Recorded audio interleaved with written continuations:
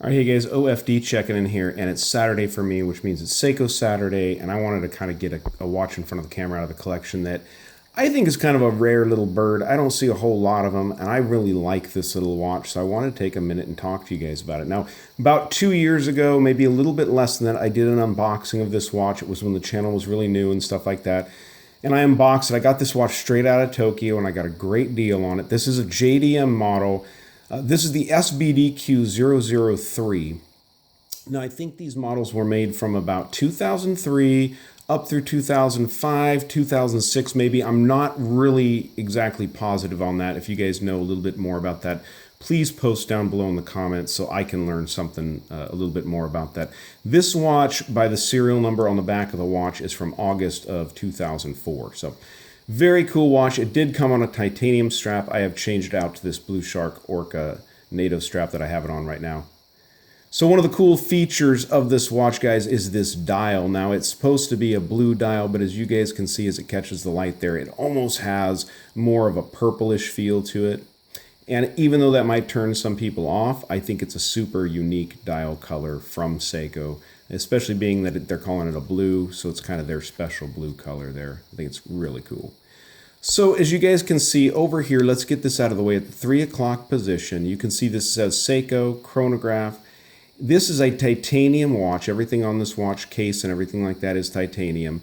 One of the cool features of this watch, as you guys can see, it is a SCUBA labeled dial. Not a whole lot of Seikos out there get the SCUBA dial or the SCUBA logo on the dial. It's kind of a rare one. Not a lot of them out there have it. And then you've got your 200 meters. This is run the 7T92 chronograph movement. I'll get into the chronograph features here in just a second. One of the other features of that movement is that you have this date here at the 4:30 position. As you guys can see, what I love about this watch is even though this is a diver's watch, this has these pilot, to me, these are more of a pilot style hand with this sword hand, and this is more of a pilot style hour hand to me here. Just to me, guys, that's the way I look at it.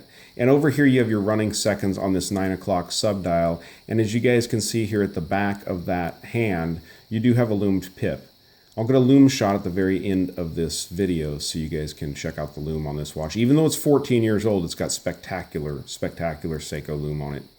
So it's important that it has that lume pip over there. Why, guys? Because ISO certification requires that a dive watch has a illuminated pip somewhere on the second hand so you can ensure that your watch is still running if you're in a dark cave situation and you run out of lights and stuff. I can't imagine being in something like that, but that's what it's all about, guys. So let's get this chronograph running here. I'll tell you guys a little bit more about that.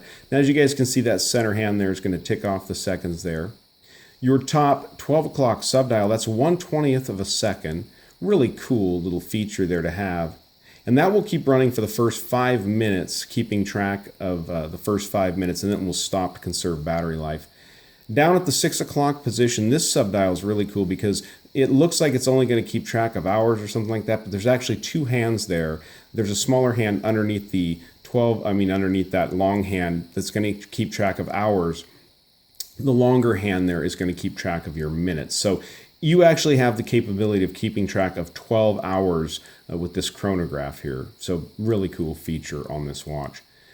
Also a neat feature on this is a 120 click bezel.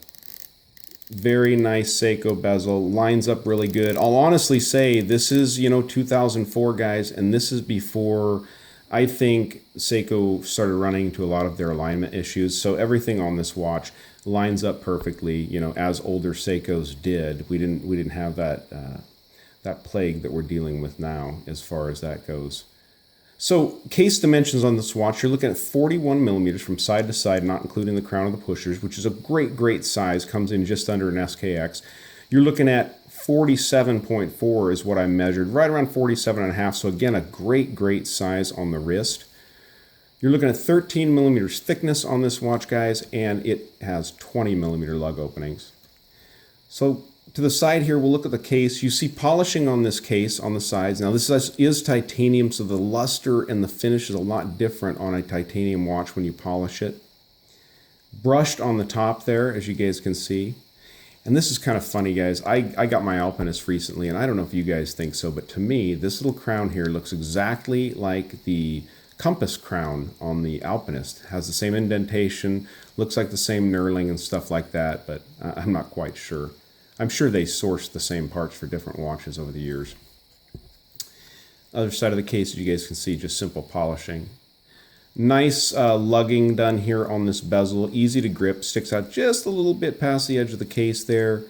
As you guys can see, actually it's pretty much flush with the case there, but a nice meaty bezel to grab onto. Drilled lugs, which make it a breeze to change the strap on this watch. We'll go ahead and pull it off the stand here, and we will take a look at the case back on this watch. Give you guys a look-see at that. And if you guys aren't familiar with a NATO strap, watch this. Watch the way I do this. So it goes like this, slides through here, and we'll bring it up here to take a look at the case back. And it's probably upside down. And here we go. All right, guys, and let's get this to adjust. So, standard Seiko Tsunami case back, as you guys can see here. Air Divers, 200 meter. You have some, that's the movement information, I think there. The titanium here over on the side. You have the serial number here, guys, as you can see, indicating a 2004, August 2004. And like I said, this is a JDM model. This is a made in Japan model.